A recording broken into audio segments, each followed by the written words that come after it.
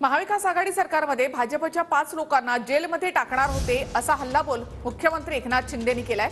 5वा number हा देवेंद्र फडणवीसांचा होता असं शिंदे म्हणाले।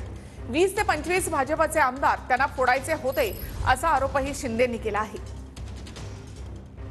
सांगितलं त्याचं चौकशी लावा आता मी बोलले काय ऐकत नाही, मग त्यांचं सरकारच पलटी करून टाकलं।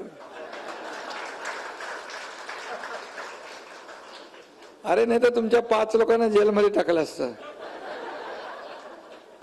5वा नंबर देवेंद्रजींचा होता। मला म्हणाले ते सगळं आलंय माझ्याकडे, आता मी काय सोडत नाही। मी मला जरा विचार करून करा, वरती 2 लोक बसलेले आहेत। तो आपला गिरीश महाजनला तर मोका लावलाच होता।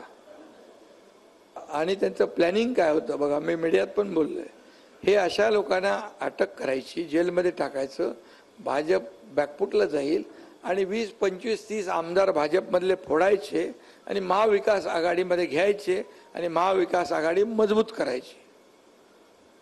आता बोले एकदम काटावर आलेले आहेत, एकदम टोकावर। त्यामुळे आता अजून थांबलो तर यांचा गेम वाजून जाईल, आपला राहून जाईल, म्हणून त्यांचा कार्यक्रम वाजवून टाकला।